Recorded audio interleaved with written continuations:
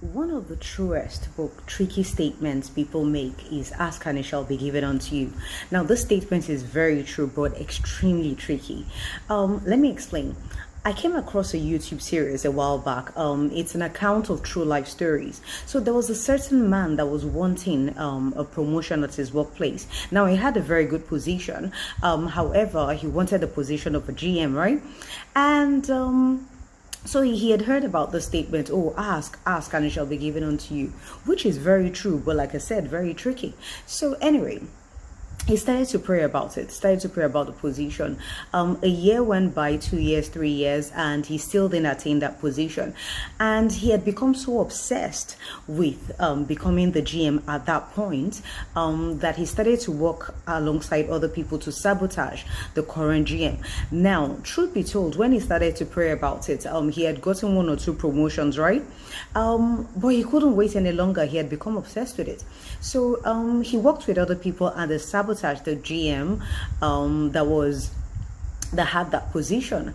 After that, because he was the ringleader of the whole coup d'etat, he was made the GM. Now, what had happened was he wasn't prepared for the responsibilities and the sacrifice that came with that position. So after a few months and everything of always being at work and everything, it started to affect his marriage, right? Now, he also had to make tough decisions concerning his former colleagues because he was now the GM of the company. Gradually, he lost support of all his friends. His marriage was in trouble.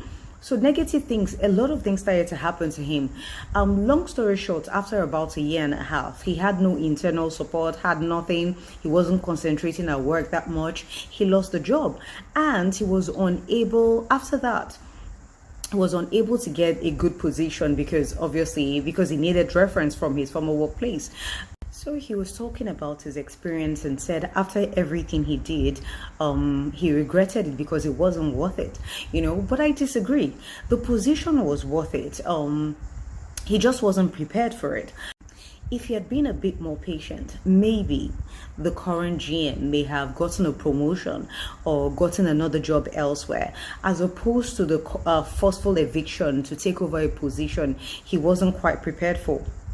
When a lot of people pray, right, they expect the prayer to be answered in a space of a nanosecond, canceling out the process completely. It's like wanting to get to a destination without traveling the journey. They just want to appear there, when in fact the journey is what prepares you for the destination. When they say be careful what you wish for, is because a lot of people don't factor the process towards receiving that which you have asked for. Let me give you a good example. So you can start to pray and say, God, make me a billionaire, right? And suddenly you lose your job. Suddenly you lose your home. Suddenly business collapses. And you're wondering why, because as you're praying to be a billionaire, things should be increasing, right? It's because your current situation may not be conducive enough for your prayers. For instance, your environment may not be the right place for you to be in if you want to be a billionaire. Maybe people around there have that crabs in a bucket mentality. As you rise, they pull you down. Then suddenly, as you're praying, you face an eviction and you think something bad is happening. Maybe that job you're in, it's a 9 to 5. No matter how much you save, can never make you a billionaire. So suddenly you lose your job whilst you're praying to be a billionaire. You're wondering, things should be increasing. I should be getting a promotion. Why am I losing my job? It's because that job you have is not in alignment with that which you're asking for. So as bad as it looks, your prayer is actually being answered, because first God needs to tear down the false foundation you have built to rebuild a new one that is in alignment with your prayers. That's the process, the journey people are usually not prepared for. So you can say, God, make me the GOAT, which is the greatest of all time, right? And suddenly you see someone say something bad about you online and then you're depressed. You're not ready yet. A good example of somebody you call the greatest of all time is maybe like a Michael Jackson or something. Did you hear all the accusations that were leveled against him? Then you say, oh, God, make me an influential person. Now, an example of an influential person I can think off the top of my head is, say, a Nelson Mandela. Are you ready for the persecution that comes with influence? God, give me the spirit of excellence like Daniel. Are you ready for the lion's den? Oh, give me the glory of Joseph. Can you handle Potiphar's wife? God, I want Samson's strength. What about Delilah? See, when Elisha saw Elijah performing all sorts of miracles, raising the dead, the drought and everything, he asked for double portion of Elijah's power to heal the sick, to raise the dead. He died of sickness. Are you prepared for the journey, the process involved in receiving that which you're asking for? Jesus was preaching by the Sea of Galilee, and when evening came, he said to his disciples, so let's take a quick journey. Let's cross over to the other side, right? So they got in a boat and Jesus slept. And whilst they journeyed across the sea, out of nowhere, a storm erupted. Now, it wasn't an ordinary storm because two Greek words were used to describe it. The first one was megali, which means hurricane. And the second word used was seismos, which means earthquake, right? Now, the boat they were using wasn't such a big one. It was one that was big enough to carry about 15 people.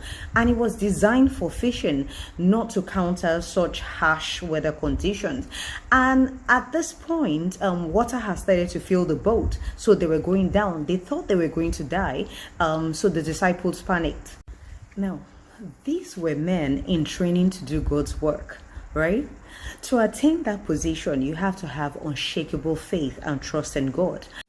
According to this event, after all the miracles they had witnessed with Jesus, they still weren't prepared for that journey. See, Jesus, on the other hand, was asleep. It was actually recorded that he was asleep on a cushion. Now, this information was emphasized for a reason, to indicate that he was at peace, even in the middle of an earthquake. He could rest because he had unshakable faith in God that nothing was going to happen to him. And when Jesus woke up, he said, "Peace be still," and calmed the storm. Now the disciples marveled and said amongst themselves, "Oh, what manner of man is this? Even the winds obey him." This event occurred to further build the faith of the disciples for the task ahead of them, for their destination. The thing is, every time you ask, as long as you ask in faith, your prayer is being answered every single time, no exception. But there is also a process towards receiving that which you're asking for.